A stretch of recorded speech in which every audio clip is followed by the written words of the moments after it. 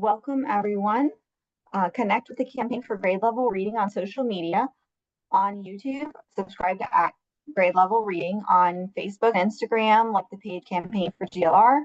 On Twitter or X, follow us at Reading by Third. And on LinkedIn, follow us at Campaign for GLR. Once again, welcome everyone. My name is Leah Cruz, and I'll be behind the scenes helping to produce the conversation. Before we get started, I would like to take a moment to acknowledge our sustaining LEO sponsors. So your support not only allows us to hold these vital conversations, but it also helps us create meaningful opportunities to share insights, foster connections, and build a CGLR community. And also a special thank you to our enterprise, programmatic funders, and our individual donors who also contribute to the CGLR community. So thank you. There are a few housekeeping tips we wanted to go over before we get started. First, we would love for you to introduce yourself in the chat. So please, at the bottom of your screen, you can share your name, city, and state, or your organization. Be sure to select everyone so that we know who all is here. And feel free to share your thoughts and insights throughout the webinar. All attendees are in listen-only mode, but we encourage your engagement both in that chat box as well as posting questions in the Q&A box. We will dedicate a portion of the webinar to responding live to your questions that you post, and our panelists will also be able to type out responses to some of your questions as well. The webinar is being recorded, and a link to the recording, as well as any slides, bios, and resources mentioned, will be shared in a follow-up email to anyone who's registered. Those links will also be dropped in the chat during the webinar for the bios and slides. And lastly, we have a brief on-screen survey evaluation that comes up towards the end during the Q&A, and we highly encourage you to respond. This really helps with our commitment to continuous improvement. And the last thing from me, before I turn it over, is we do have some upcoming GLR Learning Tuesdays we would like to let you know about. The link to register for these is being dropped in the chat right now. There may be multiple links for the different series. So we've got next week, we have an early relational health session, and that's a continuation for some other discussions we've been having. We also have Sparking Literacy, One Neighborhood at a Time, Impacting Growth from the Reading Captains program. That's a preschool practice salon at 12:30 on November 4th. And then later that day on November 4th, we have Revisiting Head Start as Cornerstone for Early Learning and Development. That is a follow-on conversation about Head Start, which was part of our More Hopeful Futures or Children as Collateral Damage series. We have a technology enhanced support for English language learners session on November 11th. And on November 18th, we have a very special Thunder to Thunder about Phoebe and Jay, which is a new PBS kids show. So we'll have some PBS sort of theme session. And then since you all are here for our parents as curators, our session today, we wanted to make sure you knew you could register for the next two sessions in this series already. So we have the November session as well as the December session ready for you to register for. We'll be focusing on micro schools as well as the role of state leaders, advocates, and funders in parent choice. So those things are coming up, and make sure you register for those. And now I will turn it over to Sarah Torian. She's a Chief Learning Officer with Campaign for Grade Level Reading, and she will get us started today. Sarah? Thanks so much, Leah, and welcome everyone. I'm so glad that you could all join us today as we continue our Parents as Curators of Their Children's Education webinar series. Today's session builds on the first two sessions in this series, where we explored first the opportunities and implications of more parents curating their children's K-12 education to meet their specific needs and preferences, and then also why and how to support parent agency and informed decisions in this increasingly complex educational landscape. Today, we're going to drill down a little bit to focus on homeschooling as one of the array of education options that's gaining traction right now. We'll kick off the conversation with an examination of the size and scope of homeschooling as an increasing trend, including who is engaging in it and some of the ways that they're funding it and doing it. And then we're going to hear from two women with direct experience in homeschooling who will share how they are now leading efforts to help other parents pursue it for their own children and what successful homeschooling actually looks like.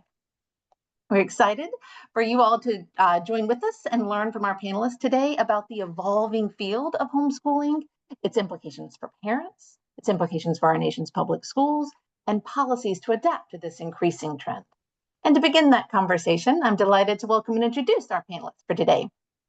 Sharing just very brief bios for each of them, so I'd encourage everybody to check out the longer bios that I've linked in the chat.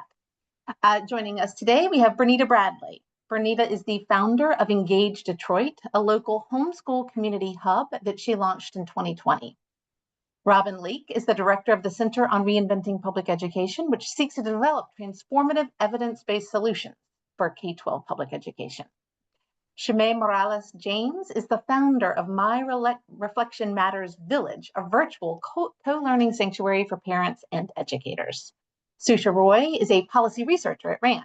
Her recent research, focuses on school choice policies, neighborhood inequality, and housing policy. Angela Watson is assistant research professor and director of the Homeschool Research Lab at Johns Hopkins University. Her research focuses on the impacts of schooling, particularly homeschooling, on academic, cultural, and social-emotional outcomes. And to guide us through today's conversation, I'm delighted to welcome and introduce our moderator for today, Bruno Mano. Bruno is a senior advisor with the Progressive Policy Institute, where he leads the What Works Lab. Bruno came to PPI from the Walton Family Foundation, where he was senior advisor for education. Prior to that, he was a senior associate for education with the Annie E. Casey Foundation. Bruno has held senior positions with several education nonprofits and policy organizations, also serving as U.S. Assistant Secretary for Education for Policy and Planning. He's a contributing writer about education on Forbes.com and the author or co-author of articles and books, including Charter Schools in Action, Charter Schools at the Crossroads, and Opportunity to Rise. So we are in very good hands with Bruno as our moderator today. So I'll turn it over to you, Bruno.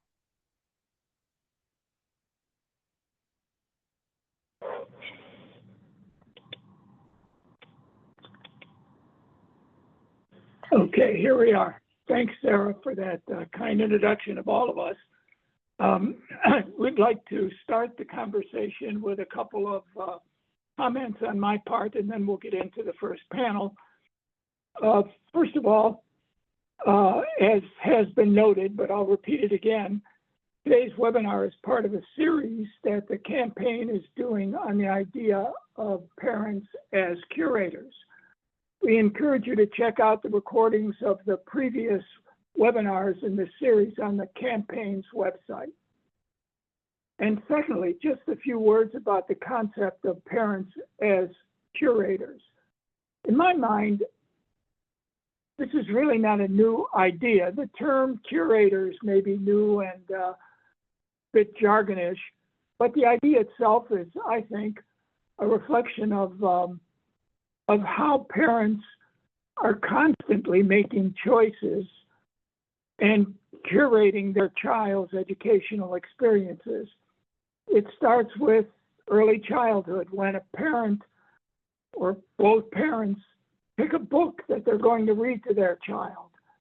You may not think about that as curating an educational experience, but to use the jargon of today, that's exactly what you're doing.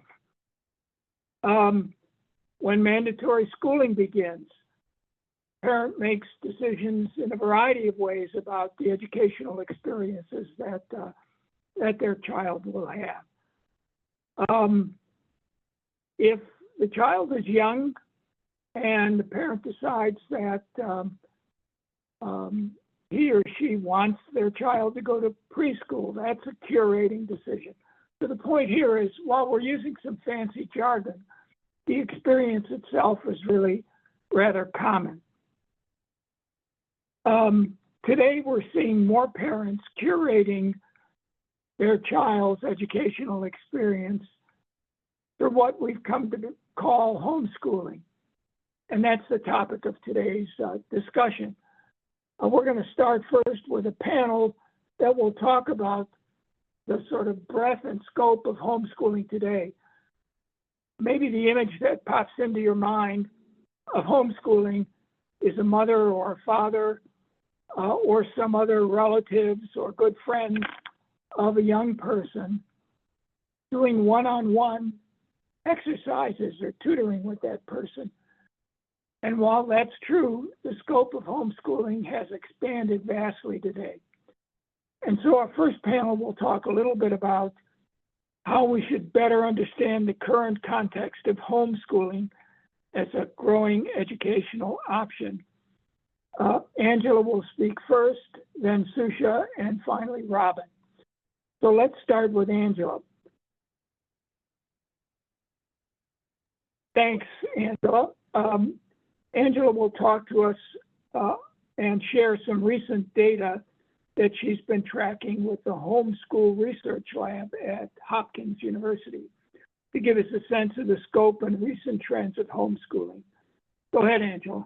Wonderful. Thank you, Bruno, and thank you for having me. I'm very glad to be here today to share with you some of the most recent information on homeschooling in the United States today.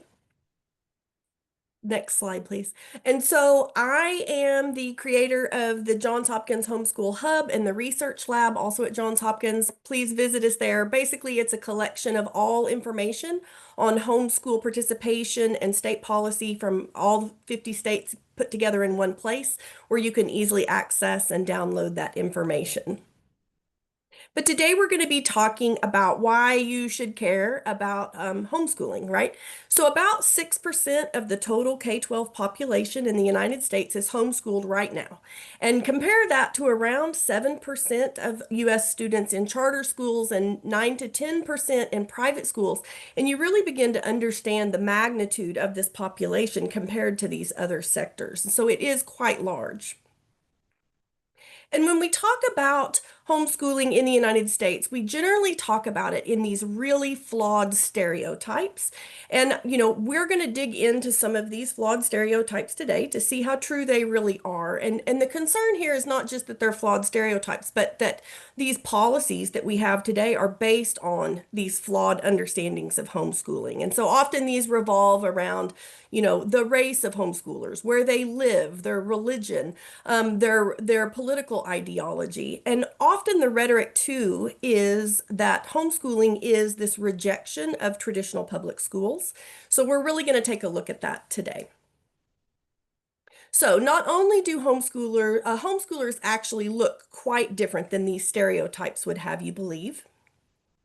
So I'm going to show you a series pretty quickly of these charts, and you're not expected to digest the entire chart, but in broad strokes, what we're looking at here is how similar is the blue bar that represents all homeschoolers to the orange bar that is the broader population. And so here we have race and ethnicity, and we see that yes, there is an overrepresentation of white homeschoolers compared to the broader population, the orange bar. But by and large, these populations of homeschoolers look very much like the broader population when it comes to race and ethnicity.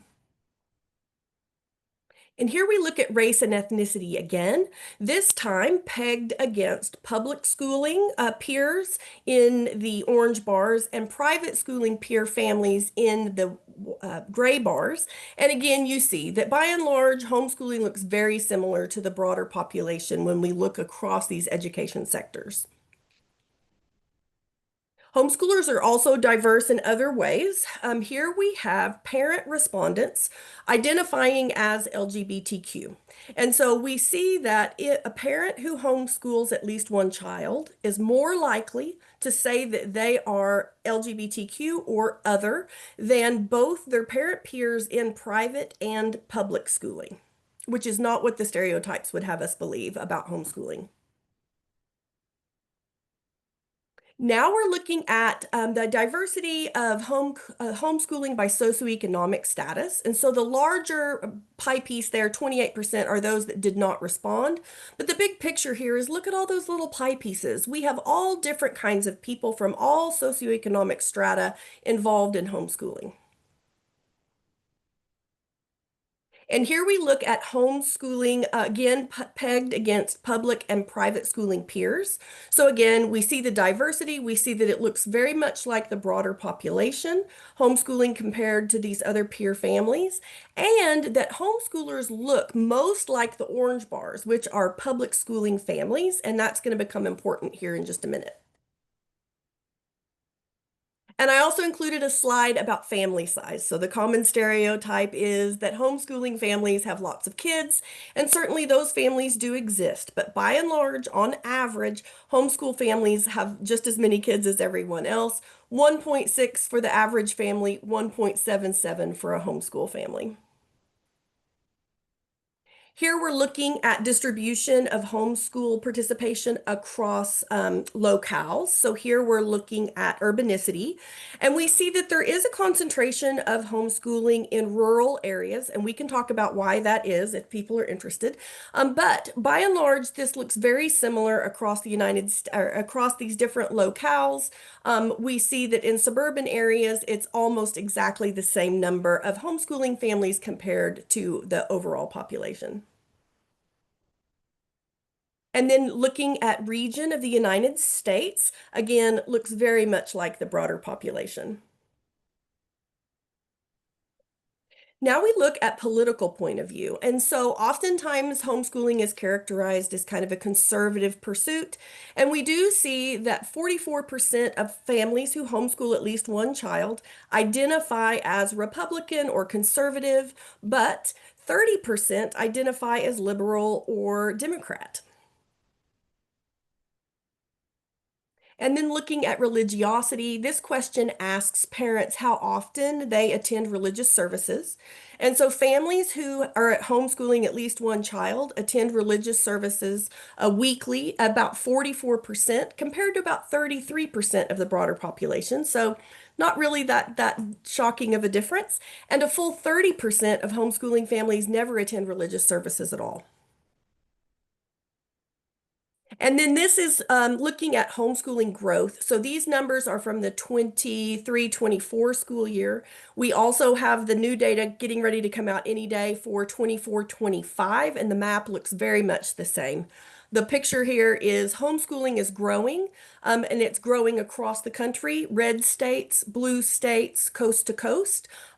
We see growth in almost every state. Those two little red states up in the corner, those two states have growth this year, and two new states have declining enrollment for this past academic year, which means that we can't even find a solid trend of decline, right? People are just kind of bouncing around and the numbers are changing a little bit in a couple of states, but by and large, we're seeing growth.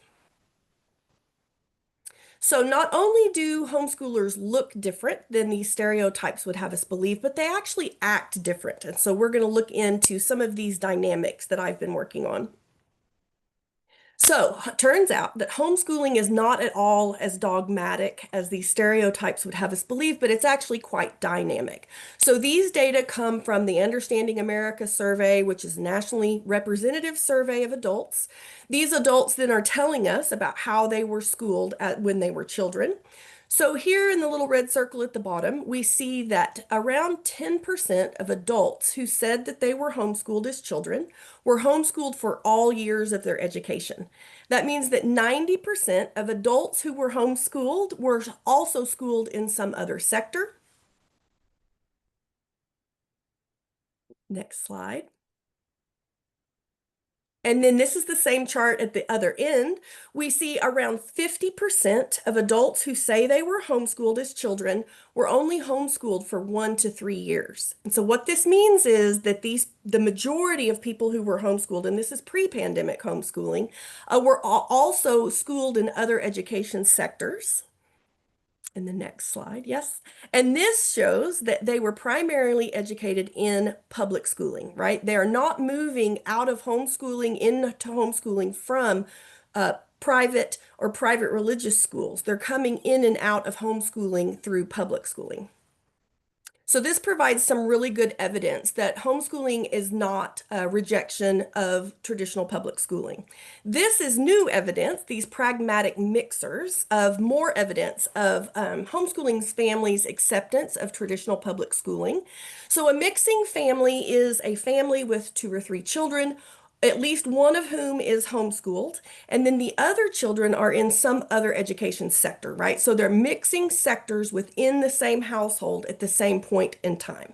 We see here that 35% of homeschooling families are doing this mixing thing, right? And in traditional public schools.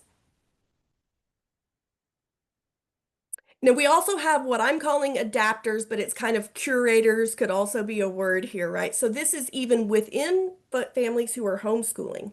30% have reported that they are doing other things, right? Co-op, hybrid, microschool, virtual courses, tutoring, etc. So we see a large amount of this adapting happening in homeschooling families as well.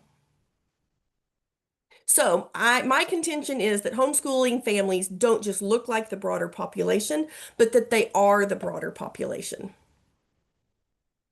And when we accept this, and when we accept that homeschooling is not this rejection of traditional public schooling, it really opens the door to a lot of possibilities. And I think, I can go over these policy carrots, but I think the message here is to public school districts who have declining enrollment. There is a lot of opportunity here to engage these families and these students and bring in both, new students into your declining enrollment and new funding dollars to go along with that. So thank you very much. I look forward to your questions. Please reach out anytime.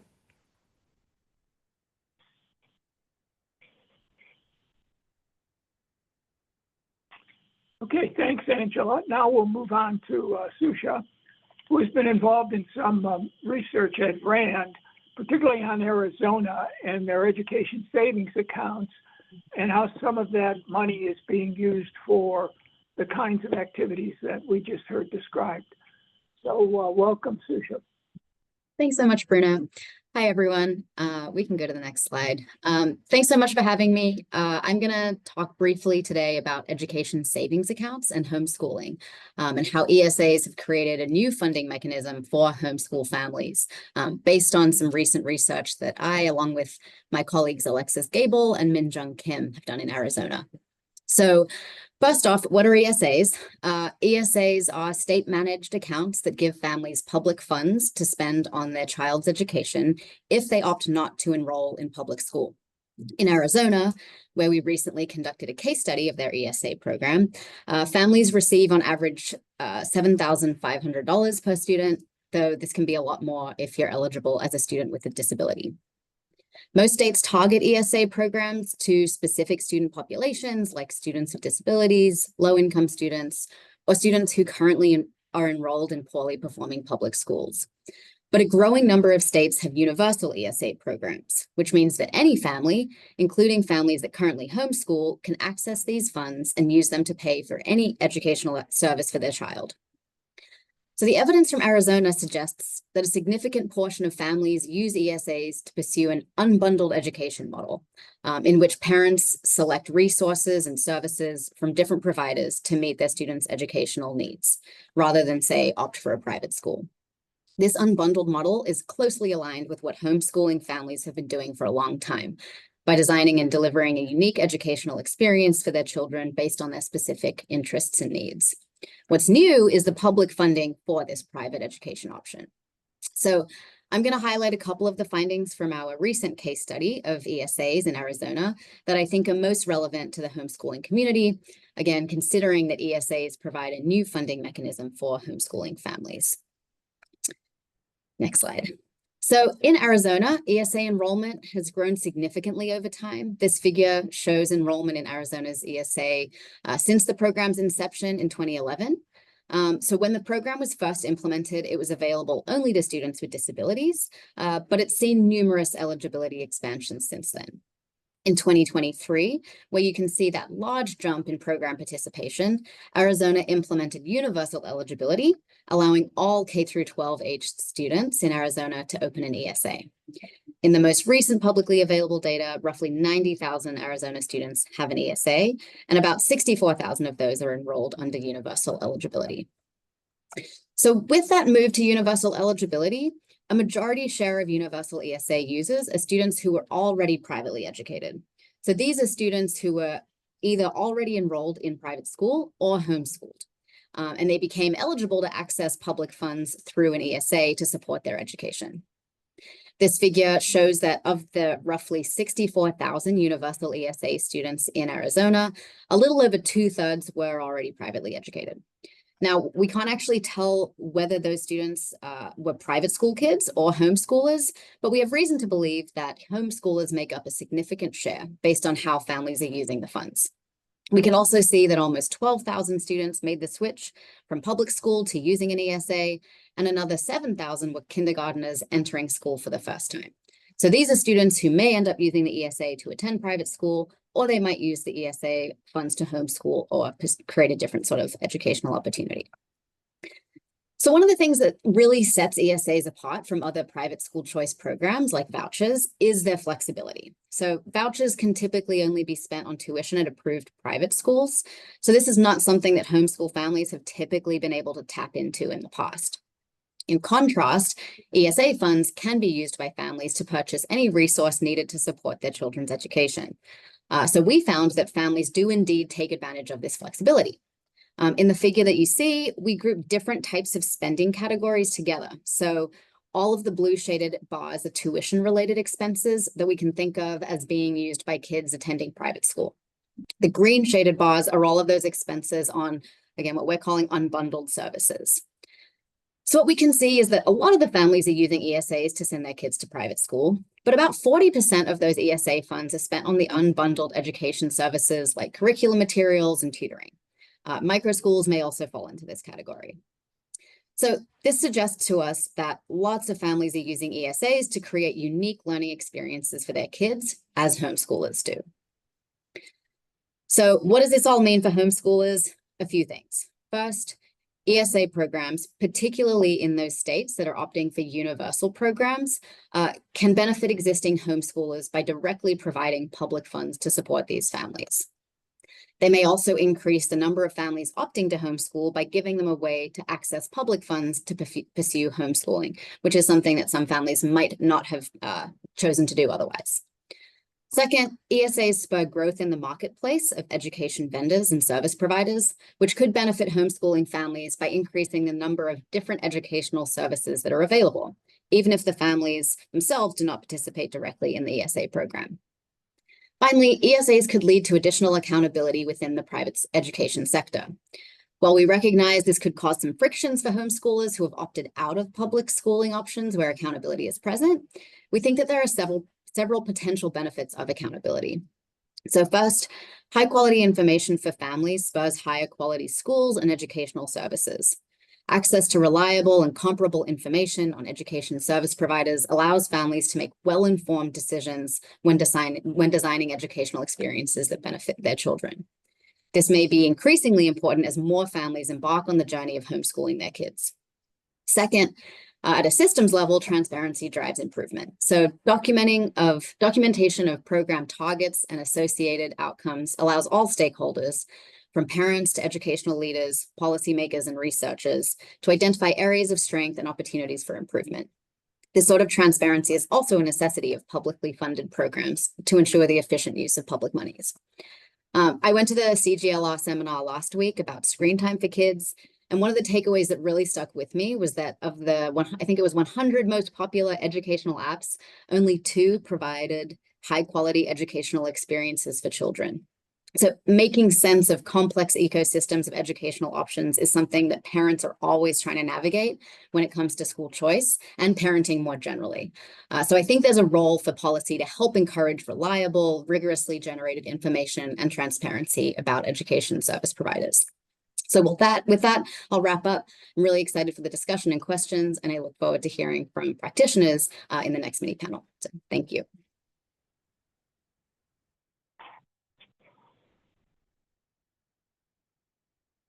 Okay, thanks, Isha. Now let's turn to Robin Lake. from the Center for Reinventing Public Education. Robin has been tracking this issue going back to pandemic times, so to speak, and has seen it developed in a variety of ways. So Robin, weigh in on this a little bit for us.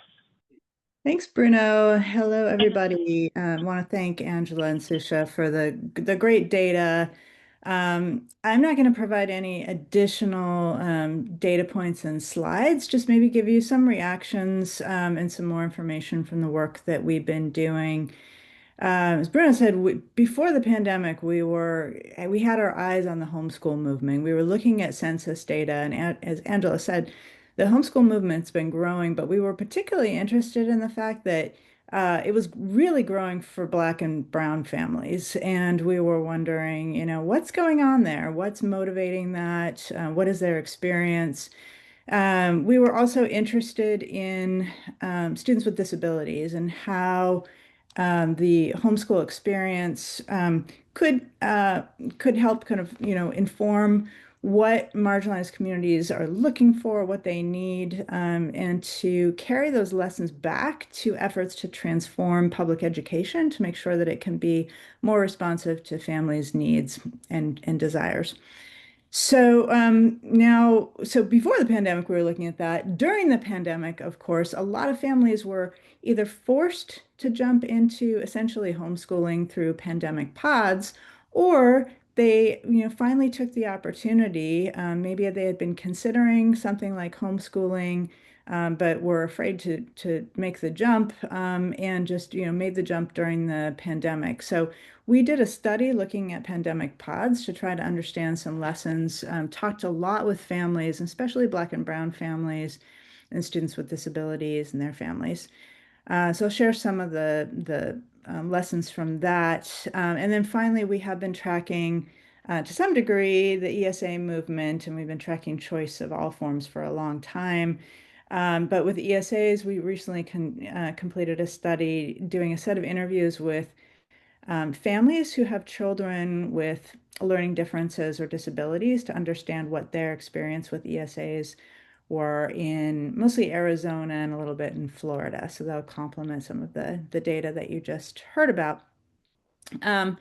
So let me start, I guess, by saying that the lessons from the pandemic pods were really, really interesting. So I say, a lot of families made the jump, but a lot of teachers did too, right? So a lot of teachers who weren't needing to go into their public schools had the opportunity to work in pods and have a different experience. We did a set of surveys and interviews with both parents and teachers to understand what they liked about the podding experience and what they didn't like very much. And it was really interesting. So you might not be surprised to know that parents who jumped into pandemic podding, or essentially homeschooling, really loved the personalization that they could their kids were experiencing in small group, backyard kinds of experiential education, being able to mix up the traditional classroom experience with all kinds of different things, connection to community. So we saw a lot of community organizations jumping into pod-like structures, and that was really something that parents enjoyed and community members enjoyed, brought a lot of expertise and connection with families to the table there.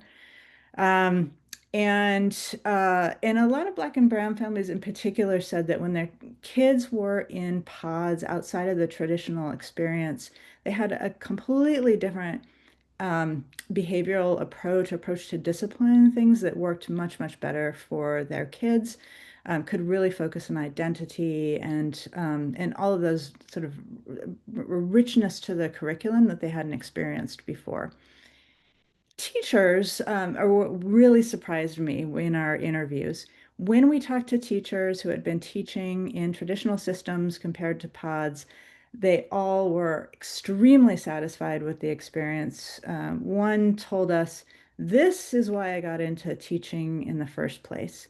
The opportunity to work with smaller groups of kids, to really get to know them, to be able to customize education to their needs, to be able to play with how we deliver curriculum was really, really liberating for a lot of teachers. And I think it's worth talking about the teacher experience in homeschooling. Sometimes it's parents, but oftentimes it's not. It's an untraditional mix of who is the educator or who is the guide in these classrooms. So on the downside, most parents and teachers who were dissatisfied with that kind of jump into homeschooling talked about the lack of support structures, the lack of networks for teachers to be able to tap into expertise to serve particular kids' needs, especially complex needs. And so there was a desire to think about, well, how could kind of potting be combined with support networks. And I think that's one of the under-discussed elements of homeschooling that is naturally taking place, the networks and support structures that come into place. But when we think about lessons from both potting and the ESA experience, for marginalized communities in particular, it really puts a premium on being able to figure out not only how to create those support structures, but how to make sure that whatever small group or kind of pod-like space kids are in, it's a welcoming environment for all kids, and there's facilitation for those differences. I'll just end by saying that when we think about the implications for public schooling writ large, we saw that a lot of families who had the opportunity did not go back to public schooling after pods, and the same thing with teachers. And so we've tried to talk with school districts about, how can you think about creating those more personalized environments? Yes, there are class size restrictions, but how can you play with creative staffing models? The use of emerging technologies to be able to customize education in more effective ways. How can you really listen to both parents and teachers about what they're lacking in their current experience and be able to think about creative approaches to be able to respond to those needs? And we've even played with the idea of school districts offering micro schools, pods, more customized sort of home-like environments, and pulling in community-based organizations to provide those connections for folks to try to really reinvent public education in this time where parents are expressing so much demand for choice. Whether or not they can exercise it, the demand is there. And oftentimes they'd rather have those kinds of choices close to home in their neighborhoods. And so creating those more nimble, flexible environments and a variety of kind of choice-like options is where we'd like to see things go. So I will hand things back. I too am very, very excited to hear from Bernita and Shimei about their experiences. So thank you, Bruno.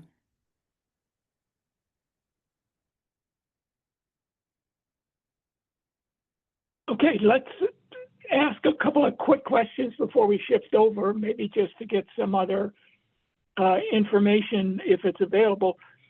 Does anyone have any sense of how many of the young people who are being homeschooled are really elementary school age, middle school age, high school age? Is this primarily a phenomenon of young people or older students? Angela, do you have any sense of that?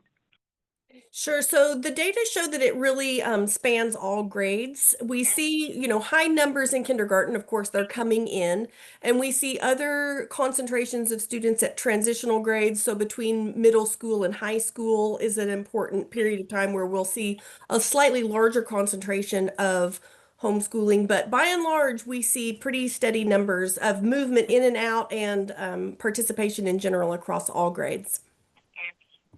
Okay, maybe one quickly to Robin, and I'll have one for Susha, so we'll come to you in a minute. But Robin, go to your point about teachers. Are these experienced teachers? Are they young people just going into the field? Are they primarily male? Are they female? Do you have any sense of ethnicity, race issues, some way of understanding this generic term, teachers? Yeah, well, teachers who were teaching in pandemic pods were all over the place in terms of their experience and background. But I think they tended to be younger and less experienced, more willing to try out unusual environments. Now, in the homeschool world, my experience is that, if homeschool families decide to form a co-op, sometimes they'll bring in a teacher with specialized expertise in a particular area, contract with somebody, and of course, virtual schools use teachers in really, really creative ways. So what we heard from teachers when we interviewed them about, where they were going after the pandemic pods, they were looking for opportunities like that. They really wanted to find different kinds of spaces, micro schools and that. So yeah, I think it's all over the place. And of course, you're going to have a organization is going to have a webinar on microschooling, but microschools are using folks from the community, oftentimes who do not have traditional certification backgrounds and experience levels. They may have real expertise in relationships and communities, but might need some additional expertise, which is where those networks and supports come in.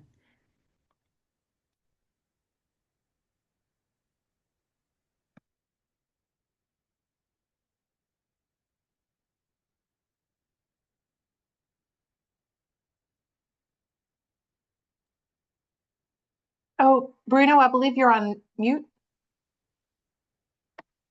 Sorry. Maybe to quickly switch back to Susha, even though your focus was specifically on Arizona, maybe do you have any overlay to the prior two questions, either about the mix of young people? Does it generally mirror what's going on nationally? And even the teacher issue, does it mirror things, or is there a different wrinkle there in Arizona? Yeah, what's really challenging about studying this stuff, ESAs specifically, is that the data isn't fantastic. These policies are so new. A lot of the states that we've been looking at are just implementing them for the first time. So there isn't really fantastic reporting and transparent reporting. One of the reasons we looked at Arizona was because it has one of the longest standing programs, and they do this regular reporting, which we're really, really grateful for, because it allows us to take a peek into what is happening. And, one of the things that we're really hoping for is that more states do decide to do that sort of regular reporting, so that we can continue to ask these sorts of questions and get a better understanding of who is using these types of programs and how does that change. Again, Angela's been doing this incredible work for a long time, tracking the homeschool families. But again, as this public funding becomes available and potentially broadens access to these sorts of learning opportunities that families may not have considered before, we really hope that states decide to do some data tracking, so that we can continue to have an understanding of the evolving population of students who are benefiting from these programs.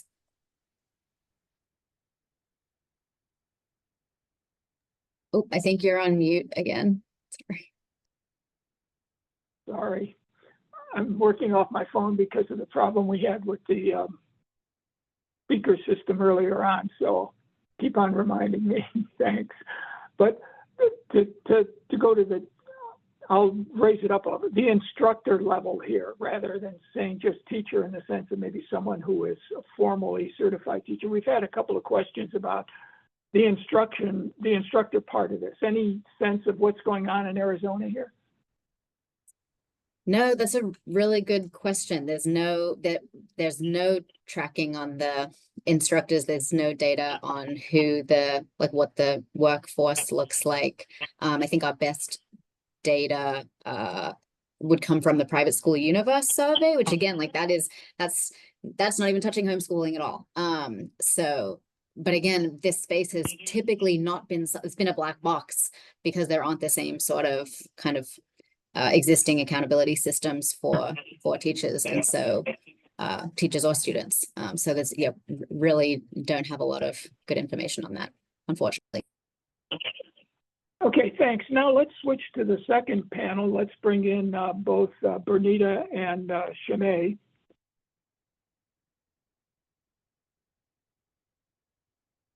Okay, welcome. Let's first start with Bernita, who's the founder of Engaged Detroit, in Detroit, Michigan. And then we'll go to Shimei, who's the founder of My Reflection Matters, which is a virtual platform for parents and families that she'll talk a little bit more about. But Bernita, let's start with you.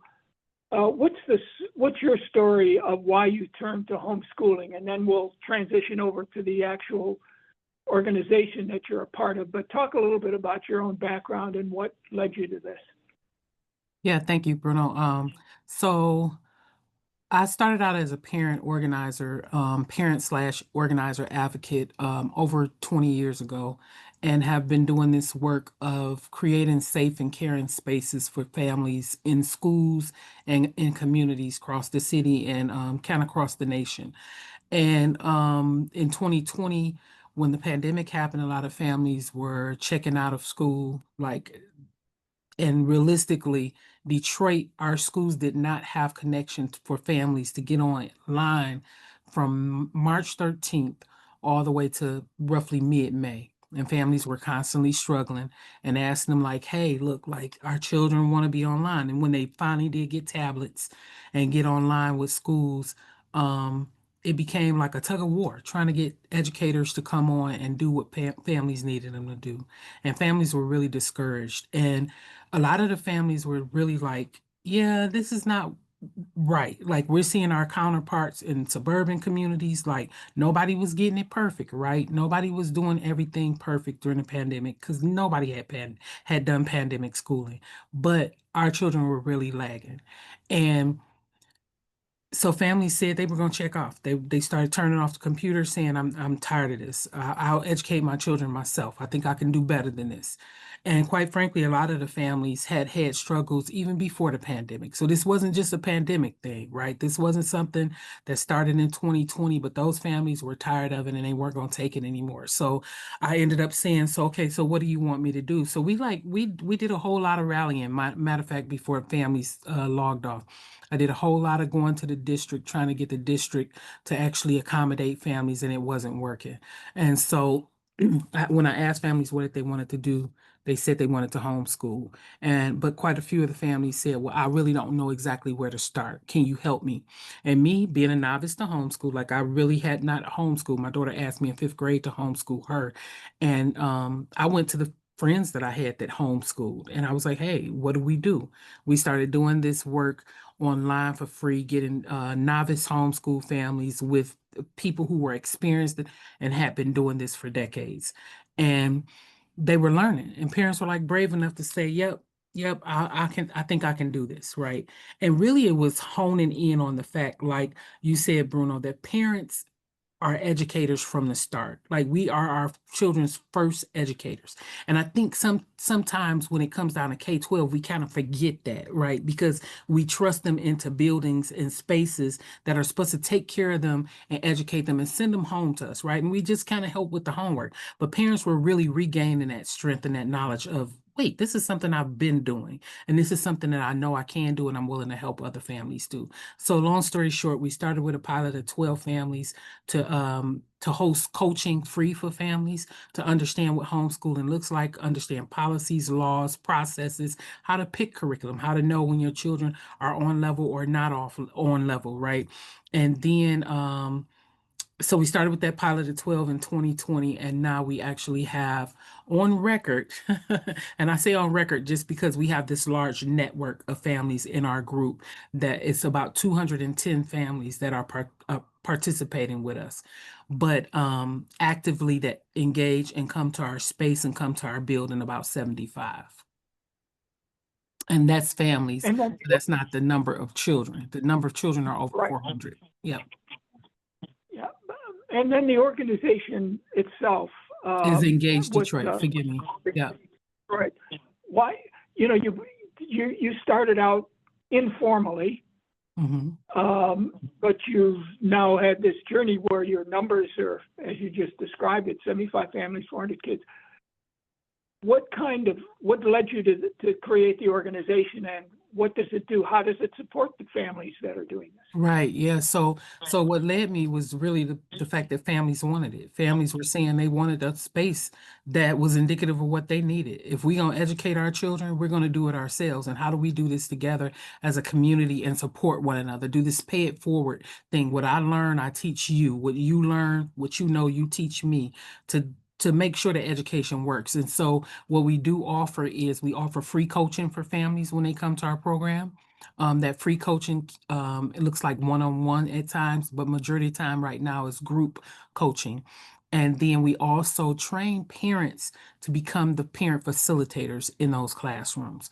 So for instance, we just had Spanish class, and that was done by one of our parents who came to us literally last year. And she was like, hey, like I speak Spanish, I speak multiple languages, and I'm teaching my children how to speak Spanish. What would it look like if I taught other children, right? And so here we are. We launched the Spanish class that has been going on for almost a year now. I think in a couple of months, it'll be a year. And we have a cooking class, and we have all of these classes where parents are coming together, instructing the classes, and they're teaching other people's children. So it's becoming a community thing, right? But the ultimate thing is that parents are learning what it looks like to make sure my child is on grade level when it comes out of math, reading, science, because in Michigan, the parent has to do the core classes. So we're showing parents how to do that and do it effectively. And maybe quickly, one final question before we go to Shimei. On a practical level, where do you meet? Or, do you use church buildings, you use a home, and some of this is costing you money. Some of this is costing you money. Where do you get money? Yeah, so this beautiful space, this is my office right here, which I didn't ask for an office. It's a weird thing because I didn't ask for a building. I work remote all the time. I work nationally, so I didn't need a building, but parents said they wanted a space. So we lease a space, a beautiful space, beautiful parking lot, outdoor space for the young people. And it's dedicated to our homeschool families here in Detroit, east side of Detroit, as well as, what did you ask? Oh, how it's funded. So we are philanthropy funded. Right now, Michigan doesn't have the ESAs, right? We've had partnerships with groups like OutSchool who have offered us ESAs for our children, but we don't have ESAs here in Michigan. Okay, thanks. Let's go to Shimei, and basically the same questions here. What got you started here? Before we talk about the formal organization, what's your story? I saw you as Bernita was talking, you were nodding your head as she was telling us her story. So you may have a similar story, but give us in your own words, so to speak. Absolutely. There's some work going on in the background. Can you all hear that? Hopefully not. You can hear me good? All right. Yeah, no problem. I can hear you fine and don't hear anybody in the background. Okay, good. Yeah, similar story. I'm a former public school teacher, a special needs teacher back early 2000s. And I never considered homeschooling when my husband and I decided to have children. It was my eldest, who's now about to turn 14. We had enrolled in pre-K because that's what you're supposed to do. And he was physically rejecting it, like kicking doors down. It was like, I don't want to be here. And I'd never seen him behave in this way. At that time, I had left the school system. I was working at NYU for the Metropolitan Center on Research and the Transformation of Schools. And so we were building a lot of the groundwork of what today people call DEI. So we didn't have that language at the time, but it was the beginnings of that work. And so as a DEI coach and consultant, I'm seeing my young Black boy kicking and screaming in a room where he is not the majority of the kids in the classroom. And I went straight back to the data that I know really well. And all those fears I have of like, what is the perception of my son who is rejecting the school, and what's the trajectory if I keep him here? So all those fears came up you know, the stories. And my husband and I looked at each other and said, well, who said we had to do this thing called school anyway? Like, who said you got to put a kid in school by the age of 3 or 4? Like, who said this? Why did we even believe in this story? So when you start asking these questions, you go down a rabbit hole. And that's when I started researching homeschooling. We figured, oh, we're going to homeschool for the first 2 years, maybe send them back to school. But, you know, he's about to be 14 and him and his brother have never been to school. That's my personal story. But with our community, you know, through the years of researching, figuring out what is home education, learning that there's all forms of home education. There's eclectic homeschooling, there are world schooling, there are people who do traditional homeschooling, which is school at home, right? Where they follow the curriculum from their school district. And then most people are eclectic, you know, they kind of pick and choose and customize the education for their children based on their needs, which is why when we were looking at the data, you saw that you have families who might have one kid who's in public school, one kid who's at a co-op, another kid who's maybe in between two, you know, doing something else, because that's what customized education looks like. So we, for us, follow a more non-traditional form of home education. We unschool, we follow more self-directed learning philosophy, which really centers the child's interests and passions, and they drive really the curriculum or what the learning is that happens in their life. So, oh, I'm sorry, Bruno, I can't hear you. I think you're muted. You're right. Thank you. You're affiliated with an organization called My Reflection Matters. Yes. What is that? How did that come about? Who's involved in it? And the question I asked Bernita too, how formal is it? Do you meet in homes? Do you meet in churches? Do you meet in community centers? Do you get some money to support your work? A little bit about the organization. Yeah, so My Reflection Matters Village launched during the pandemic. Prior to that, we had a on-the-ground co-op, and our home education cooperative really centered Black, Indigenous, and other families of color in the state of Connecticut that were centering more self-directed learning approach and philosophy towards education. So we launched that co-op maybe, I don't know, it must have been about 2 or 3 years prior to the pandemic. And when the pandemic hit, obviously, I mean, that impacted the whole world. Homeschoolers weren't exempt from that. We couldn't meet up physically anymore. We used to use a local community center where we collectively would pitch in to help pay the rent. But we had access to everything they had at the center. There, you know, the outdoor garden. We had access to the classrooms in the space, the computers. And the way we ran our cooperative was that, similar to the way Bernita was describing it, like parents came in, parents would take on roles of facilitation if they felt that was their strength. They're like, I'm really good at gardening. I'd love to teach a gardening class for kids who are interested. We had one mom who was really good at like fixing things and tinkering things. So they did a tinkering class, and families would bring in like, you know, VCRs or like, you know, radios that didn't work. And with all the tools, we'd leave with like things that didn't work or functioning, right? So that's how the classes sort of took shape, you know, with the guidance of the kids, their input on what they were interested. Then based on that, we would collectively discuss, all right, who's got what strengths based on what the kids are testing.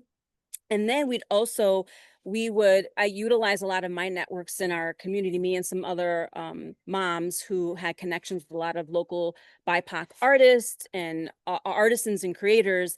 And we would have them donate their time like once a week. So for like 7 weeks, we'd have, you know, art-based program with a different local artist facilitating a class with our kids. And it was really a great way to be able to bring the arts in an affordable way, because people could volunteer an hour at a time. But if you ask someone to do 7 weeks, you know, we'd have to figure out budget wise, how do we get 7 weeks of an artist to stay? And so we didn't get funds for our co-op. It was really collectively as a community, we pitched in. And whatever people can give, some could give more, some could give less, some couldn't give at all. It just always worked out. But when the pandemic, yeah, go ahead. Well, just so that I heard you made a passing reference to NYU, but in what kind of, where are you located? So people have some sense of Yeah, the geography. yeah, the co-op is in the state of Connecticut. Yeah, that's where our co-op originated. And then the My Reflection Matters Village is virtual. So what I started noticing when we hit the pandemic and we couldn't meet no longer, I was noticing that while as a collective, we were saying we wanted liberation-centered education, as families, we really didn't know what that meant. What does it mean to decolonize our learning? What does it mean to practice non-coercive, parenting, right? Like, what does that really look like? Because we didn't really have models of that. So My Reflection Matters Village became a virtual community and a hub for a lot of our parents. We opened it up to the world because we could. It's virtual. And we have members from globally all over the world. We have facilitators from all over the world. And we provide really the learning opportunities. There's workshops, there's online courses, we have guest speakers and conversations to support the adults. So this is really how do we support the adults? There was a time we had virtual learning for the kids, but once the pandemic cleared and people can go back in their physical world, we continued the village to really support the adults with the resources, the learning experiences, the unlearning, and the healing. Healing is really central to the work that we do. It's something that I learned as a DEI coach, that I think we kind of knew that like this is what we need to do, but didn't know how to do it. And so I was able to like figure out a way of like, how do we ensure that we're providing the healing for those of us that are shifting out of oppressive institutional systems? All of us have been impacted by colonized education. There's not a single person on this earth that hasn't been impacted by that. And so we can't just jump into a new way of doing things without really reflecting internally, like, well, what are the parts of me that have been hurt, that have been traumatized, that how do I perpetuate systems of oppression if I let that because I felt my kids were being oppressed in a system? How do I perpetuate that subconsciously in my own parenting or in my co-op or in my micro school? And so the village has been that space where we bring in facilitators all over the world to support us in the healing and our own work as adults working with young people.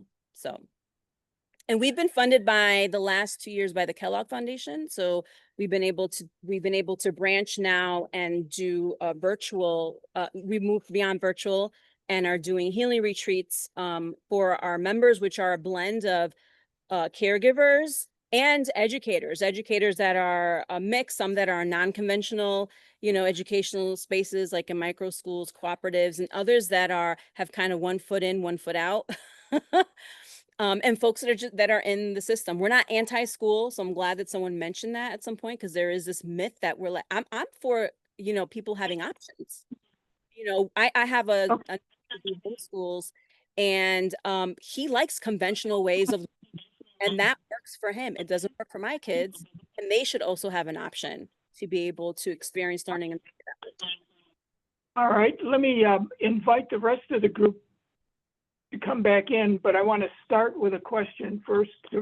It'll be the same question to Bernita, then Shimei, and then invite Susha, Robin, and Angela to maybe fill out some commentary here. How do you think about success? So let's first go to Bernita, and then Shimei. What is success for you? And if I want to use the fancy word, there have been some questions in the Q&A here. What is this thing called accountability? Does it have anything to do with the work that you're doing? How do you think about both being accountable to the people you're serving? What does success mean? How do you track success? Or is that totally foreign to what you're doing and it's irrelevant and you think about things differently? So let's start with Bernita and then Shimei, Yes. and then we'll bring the rest in. Yes, I'll speak Go ahead. from our parents' perspective. So success to parents looks like their children thriving and loving learning. When a child on a Sunday morning can come to you and say, "Mom, look, like I learned this. Can let me show you what I looked up. Let me show you what I learned. Let me regurgitate back to you what I've taken in all week." And children are actually doing this like freely. That's one of the most powerful ways of proving success, because a lot of our children, when they've gone into traditional spaces, it's like tug of war getting you to kind of like explain what works look like, what you've learned. Now the other thing is, it's a myth that homeschool families don't track what their children are learning. There's so many different testing models, there's so many different apps and things like that. There's a new one called Ed Loop, literally, where parents can go, and educators and parents are using this. They can go and they can screenshot what their children are learning on a specific topic, and it'll tell them whether the child actually understood the topic, whether the child actually comprehended what they learned and retained it, and if they're like on track with that grade level. So tracking can be kind of all over the board for homeschool families, but we do have some families who are totally the unschool model, and they are like, look, I don't want to do testing. I feel like testing. First of all, we know that testing it was not even created for every child, so it does not even mirror what every single child needs. So accountability looks like parents actually being accountable for one another, to educate one another here in Engage Detroit, as well as parents. We ask parents to track. Track what their children are learning. We ask parents to actually create transcripts and things like that, even if they're unschooling, simply because sometimes when you go to outside programs, they want to see all this fluff, right? And parents might say, okay, well, I couldn't get my child in this curriculum program over here because they wanted a real transcript. But I kind of push back on people when they're saying, how are we tracking success? Because our schools, it is evident that our children are not being successful in some of the schools, especially in Detroit, when we only had in 2020, 16% of our children reading on grade level by third grade, only 16%, and we had a third grade reading law that stated that if our children weren't reading on grade level, they were left behind until they did read on grade level. So what does that type of tracking look like when now that number is even lower, and it's even lower in math in Michigan when it comes down to children? So I like to say, like, challenge me on it. Like, talk to our kids, come test some of our children. And some of our children have tested to get in programs, and they've blown the test out the door. Shimei, again, how do you think about this? Again, I saw your head shaking, but in your own words, how do you think about this issue, and how do the families that you associate with think about this issue? Yeah, I mean, myself and other families that I know, success to us is, seeing our children being able to thrive and doing what excites them. What are they here? What were they born to do, and to grow into, and what are the many hats they get to practice and being? Because we don't just grow into be, contrary to what we're trained to be, you grow up, be a teacher for the rest of your life, and that's it. And I've learned, oh, I guess that's not it for me. There's many hats that I wear, many evolutions of myself. What I learned as a classroom teacher and observed, unfortunately, were many kids' spirits being broken. And there's a lot of spirit breaking going on in schools. And when we break the spirits of children, um, children lose the ability to intuitively tune into what it is that I'm excited about in life. And I don't care who it is, whether it's my barber, my mechanic, the person who's literally here working on the electricity in my house. Like, I want whoever I'm working with and collaborate to be excited and love what they do, because we all know that people who are excited and love the things that they do really amazing work, right? And thrive in their life. And so I think that's an element that we lost sight of in schools because we got caught up with standardized testing and reaching all these like made up numbers that no one remembers when you become an adult because half of what we learn we don't actually remember. There's very few things that we actually hold on to and need to be successful in our world. We have so many tools to be successful. We don't have to be afraid and worry and think our kids have to know all the things. It's impossible. So yes, we do. Some families use some of the forms that Bernita was talking about in terms of tracking. Absolutely. And there are families like me where I do a lot of photos. I keep track throughout the years of like ways in which my kids are engaged in different projects, groups, traveling experiences, and their learning shows up in how they show up as human being, you know? So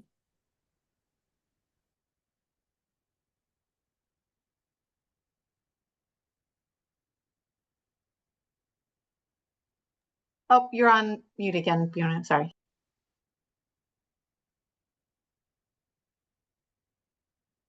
Let's go to the other three members of our panel, you know, as quote policy wonks.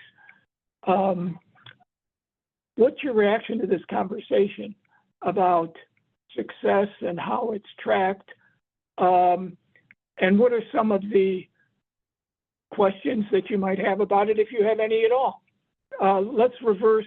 We went to Angela, Susha, Robin. Robin, let's start with you, then we'll go to Susha and Angela.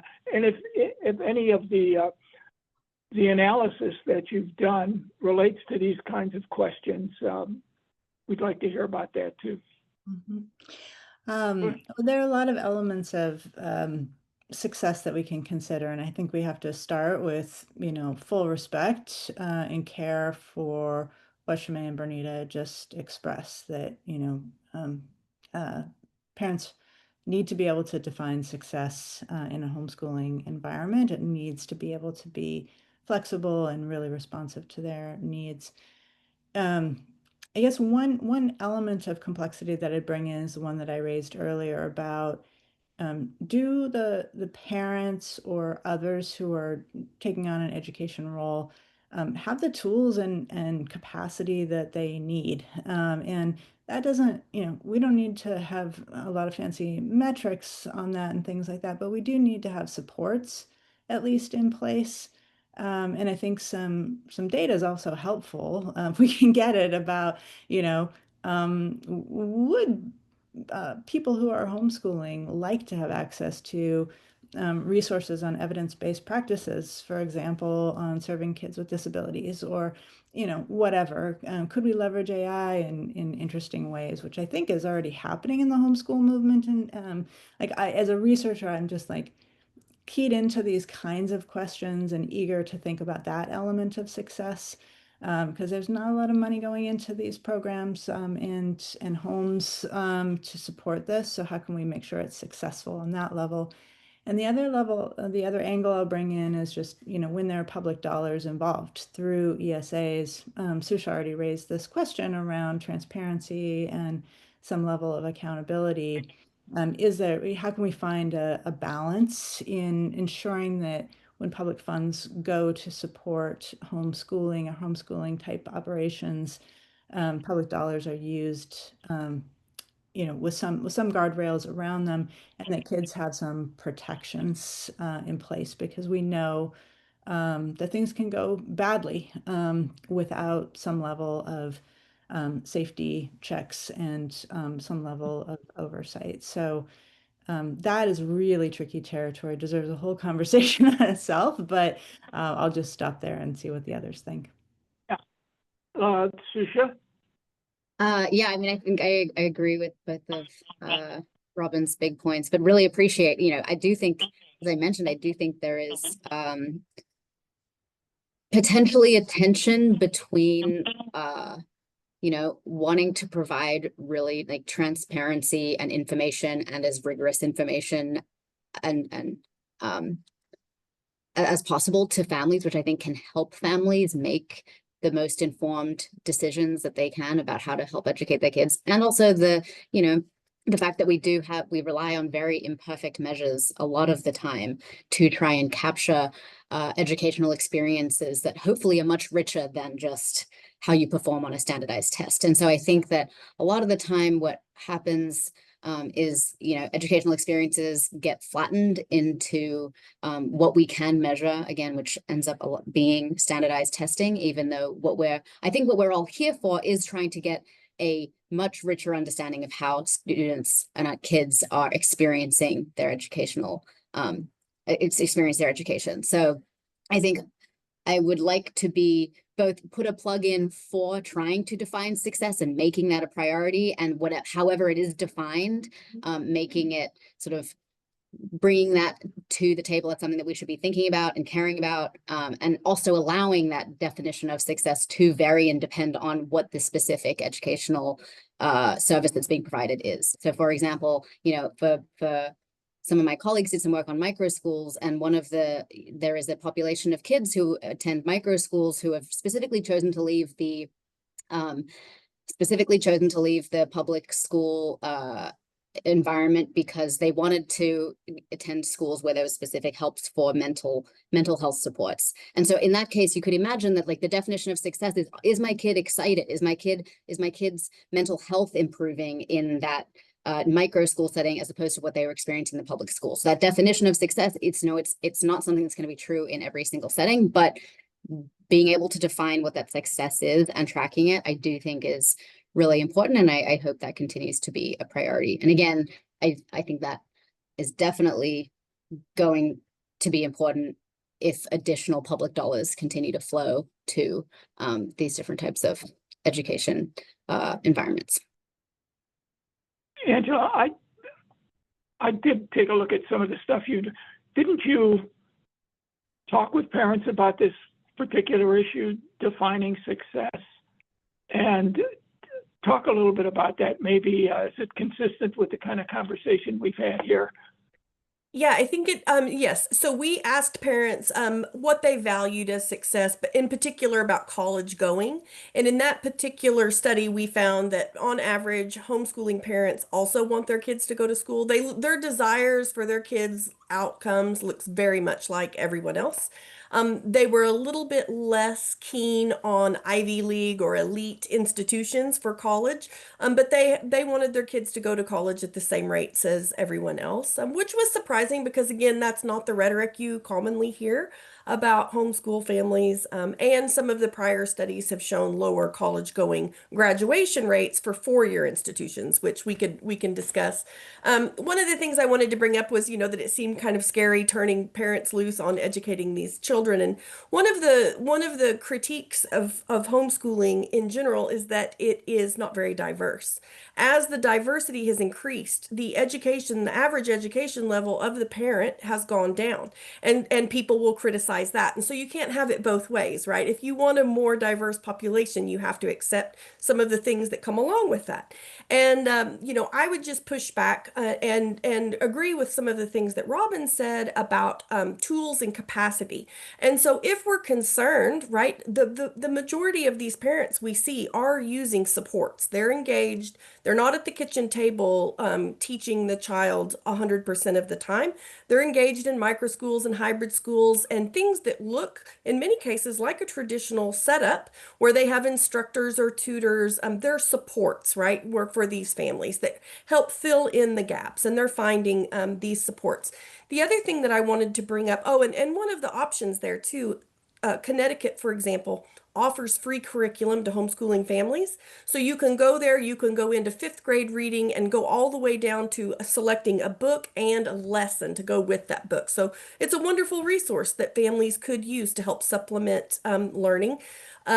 Parents also say that they want professional development. So this goes to like building that capacity. So schools could offer professional development. How do you teach reading to third grade age students, right? What does that look like? Dealing with students that have special needs and diverse needs. And I just wanted to point out too that we do have data that indicates that around 30 to 40% of people who homeschool identify that they have a child with special needs. In a traditional public school district, that's around 10 or 12%. So this is a massive, massive population of parents who at least identify as having students with special needs. And we see this internationally as well. So this is not just a U.S. phenomenon. Maybe to Shimei and then Bernita.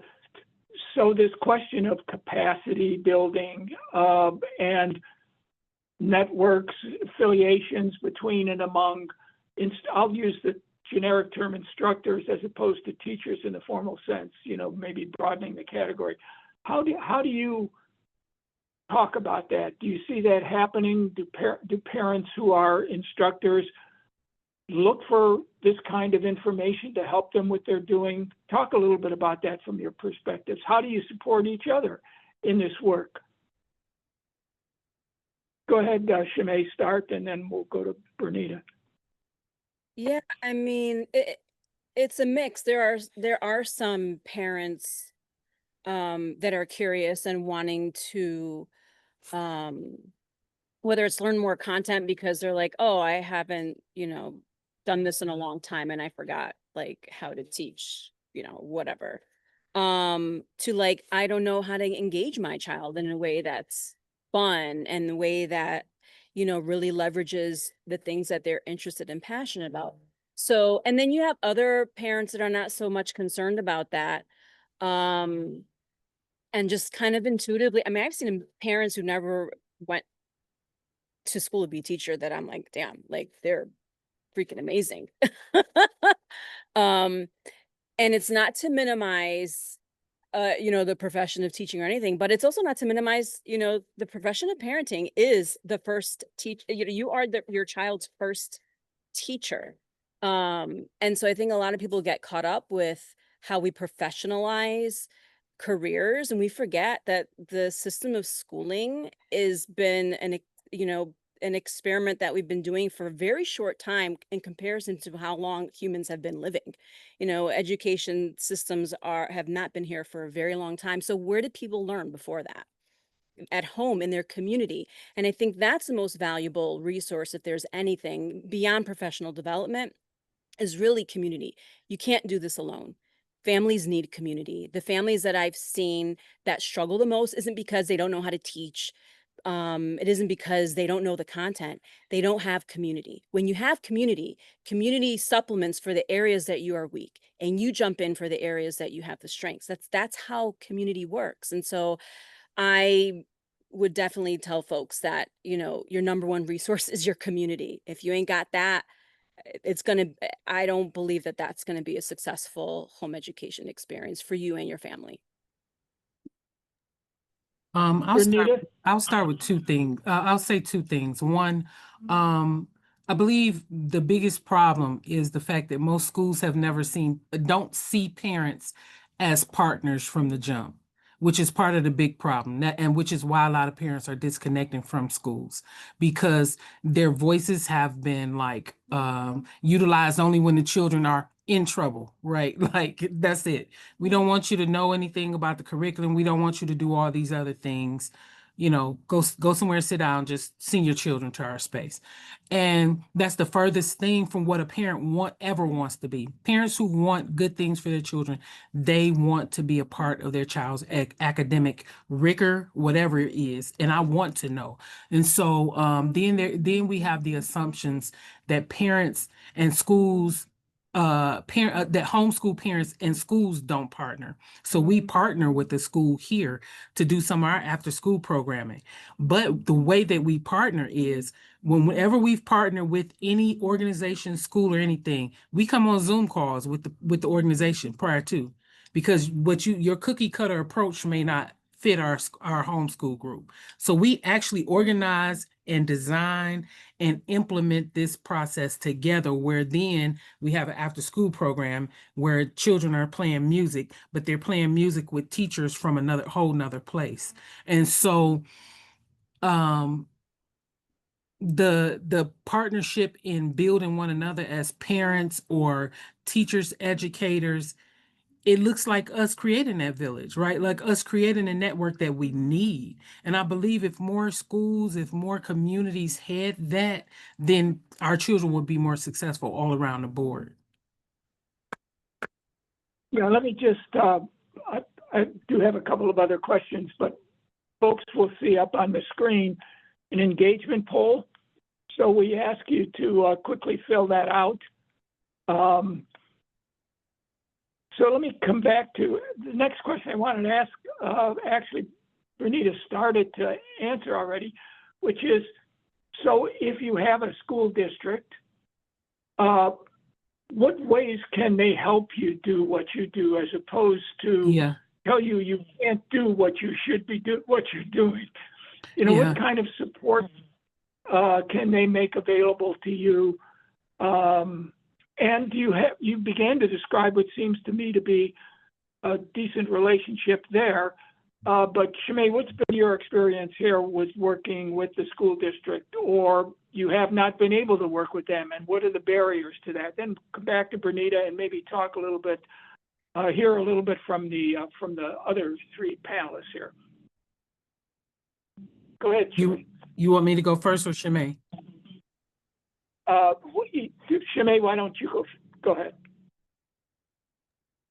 Yeah, we have partnered with schools in when we offered our learning experiences, our offerings, we call them, instead of classes or courses, we've opened it to the larger community. And I was surprised that we actually had a local school that sent their high school kids to our woodworking class, because they didn't have the funds for their smaller private school to be able to offer this. And so we had a nice mix of homeschoolers and kids who were in public schools participating in that.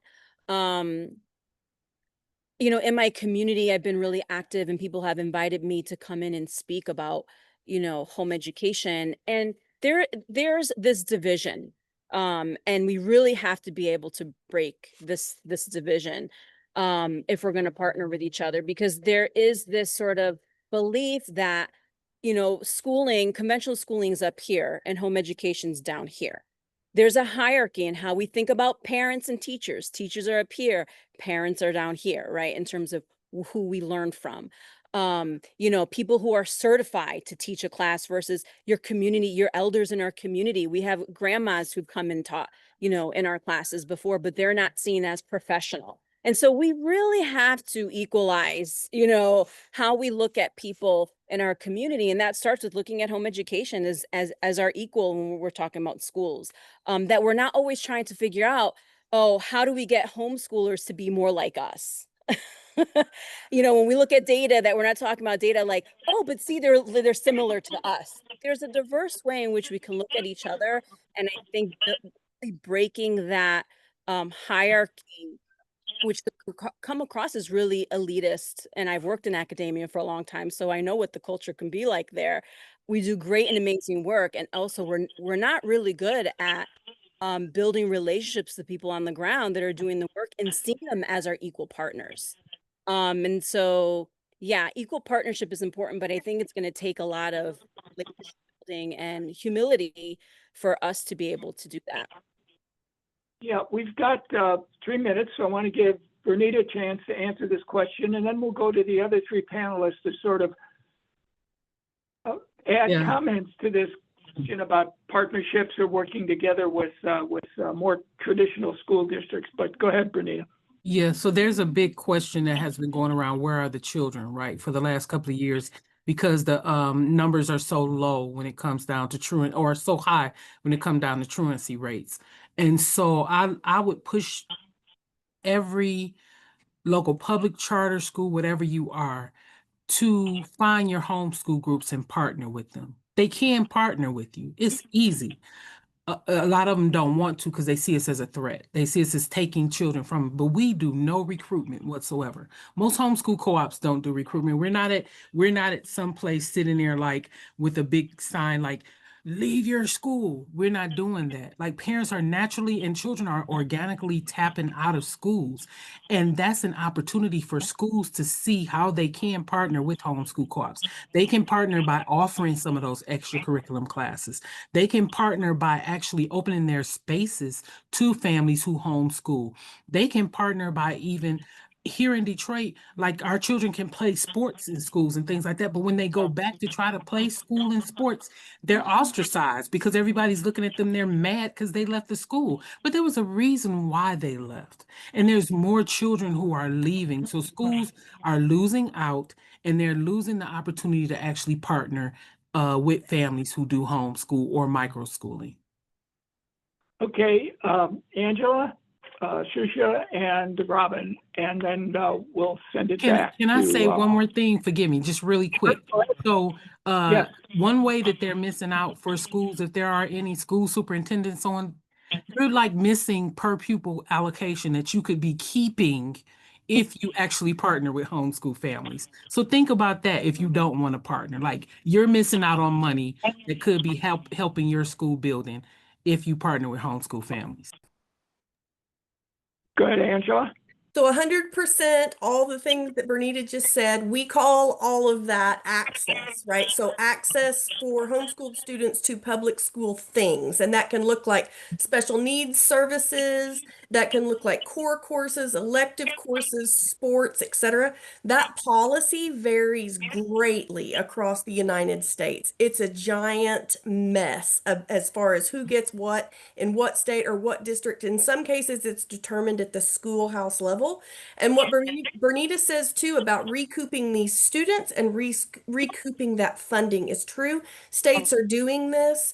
We see this in ESA and non-ESA states. They get partial funding. So in some states, they might get 1/8 funding for the child coming in taking one of 8 courses. But in other states, they get 25% or even 50% for a part-time enrolled student who even takes 1 or 2 courses. And so offering more of this builds these relationships with these families and opens doors to lots of opportunity. We've got about a minute, so maybe 30 seconds each. Susha, do you have anything to add? Yeah, I'll just add a little wrinkle, which is on the data side and partnering between like public school districts and privately educated homeschooled kids. I've talked to a couple of states that are acknowledging some of the data. I think that Angela was sharing where you have kids who are moving in and out of these different schooling options throughout their K through 12 experience. I think there's an opportunity for public school districts to do a better job of kind of keeping track of where students are so that they can be most supportive of those students when they do come into the public education sector. And so I have had some conversations with New Hampshire and West Virginia who are being really thoughtful about how do we kind of better understand the fact that we are going to have more of this moving in and out of these different systems as school choice continues to expand. And so again, I think there's an opportunity to continue that sort of work to make those experiences seamless for kids and do a great job of supporting kids in whatever sort of sector or educational experience they're having in the given. I see our real moderator is on, who is Sarah.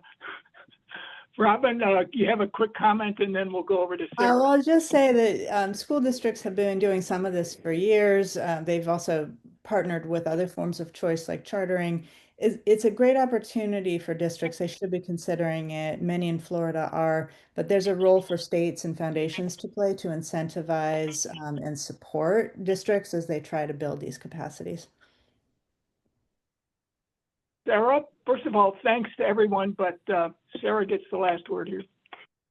I could listen to y'all all day long. This has been such an incredibly rich conversation. Thank you so much, Bruno, for being our thought partner throughout this planning process and during the day today. Thank you to our incredible panelists. It was the high level about who is doing it, how they're doing it, what it looks like, and then really down on the ground, Shimei and Bernita, I really felt it was just so inspiring to hear your stories and what this looks like in your communities in this village.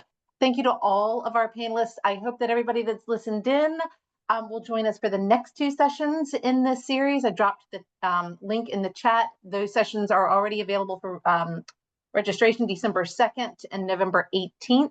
Join us for those. And then we've got an incredible lineup of sessions every single Tuesday at 3 p.m. as well as our Funder to Funder.